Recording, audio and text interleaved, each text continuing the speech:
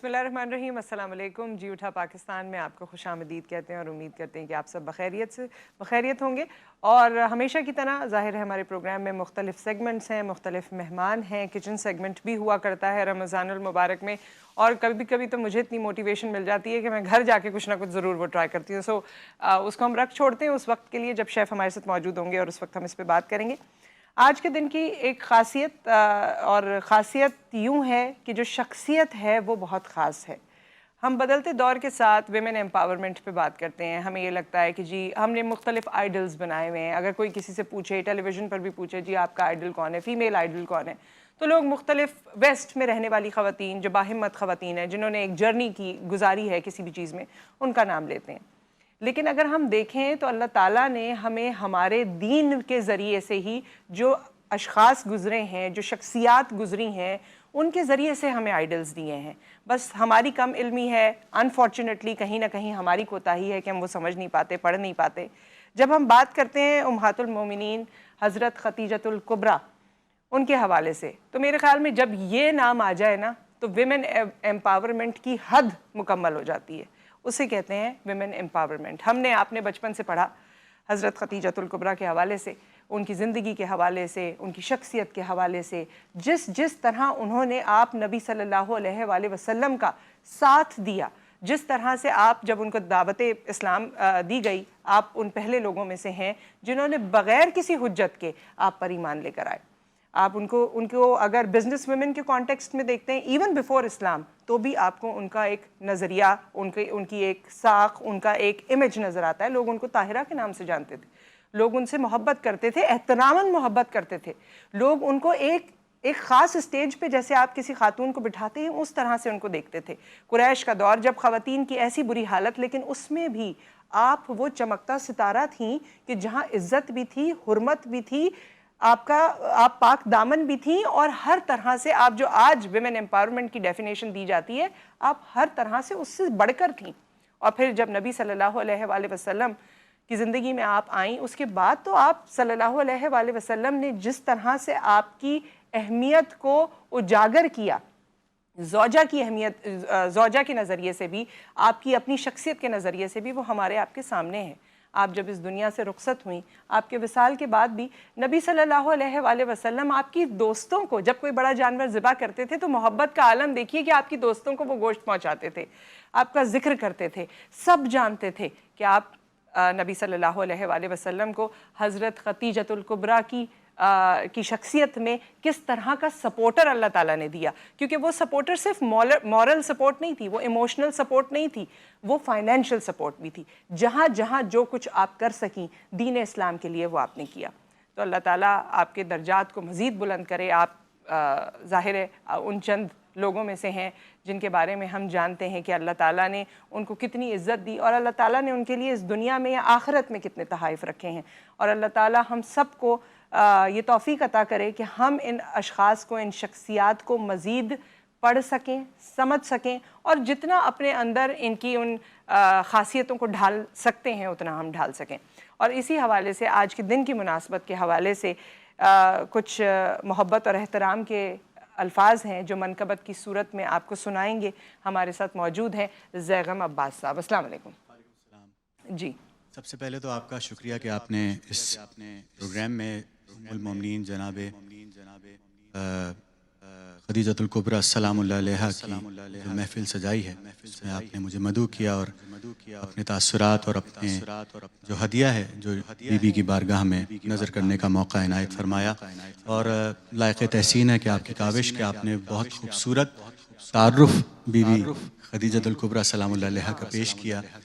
और बहुत इसको शुक्रिया। लगता कहूँगा है कि कि ये भी अल्फाज बहुत कम है, और शायद हम इंसाफ नहीं कर पाते जैसा उनका मकाम है। बिल्कुल। और एक बस फ़जीलत का एक और बाब जो है वो, जैसे कि आपने बयान फरमाया, एक और बाब मैं यहाँ पे कहना चाहता हूँ कलाम से पहले, कि यही वो हस्ती हैं कि जिनकी वजह से नस्ल रिसालत आप सल्लल्लाहु अलैहि वसल्लम आगे बढ़ी। बेशक बेशक, तो बहुत खूब। जब कुरान में आया कौसर नाजिल हुई तो यकीनन बीबी भी उसी आया कौसर का मिज़दाक़ हैं, चूँकि जनाब सैयदा फ़ातिमतुज़ ज़हरा सलामुल्लाह अलैहा बीबी खदीजतुल कुबरा सलामुल्लाह अलैहा की दुख्तर नेक हैं। माशाअल्लाह। तो बस मैं जनाब खदीजा की खिदमत में कलाम से मैं चंद अशार जी, नज़र करता है। कि दिले नबी का सुकून और जहां खदीजा है। दिले नबी का सुकून और जहां खदीजा है। नबी के घर की हंसी कहकशां खदीजा है। नबी के घर की हंसी कहकशां खदीजा है। और उजाला भी वही होगा जहां पे शम्मा जले। उजाला भी वही होगा जहां पे शम्मा जले। जहां भी शम्मे नबी है वहां खदीजा है। और मिली है ज़हरा सी बेटी बसूरते कौसर। मिली है ज़हरा सी बेटी बसूरते कौसर। अताए रब पे बहुत शादमां खदीजा है। अताए रब पे बहुत शादमां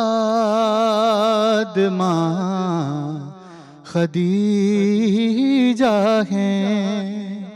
और हसन हुसैन की जन्नत है जिनके कदमों में। हसन हुसैन की जन्नत है जिनके कदमों में।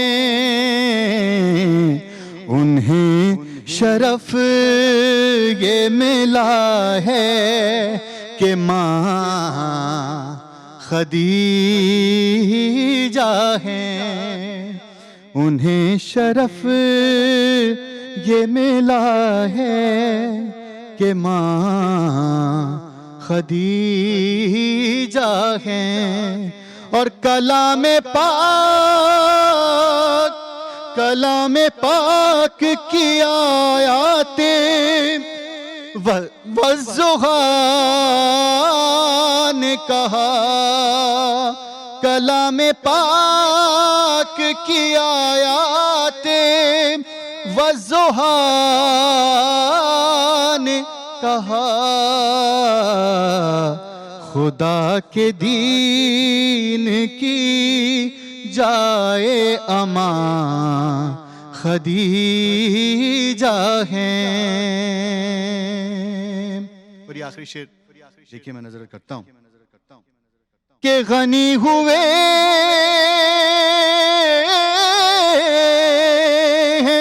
बहुत से फकीर इस दर से। गनी हुए हैं बहुत से फकीर इस दर से। अता का ऐसा सखी आस्तां खदीजा है। अता का ऐसा सखी आसमां खदीजा हैं, नबी के घर की हसी कहकशां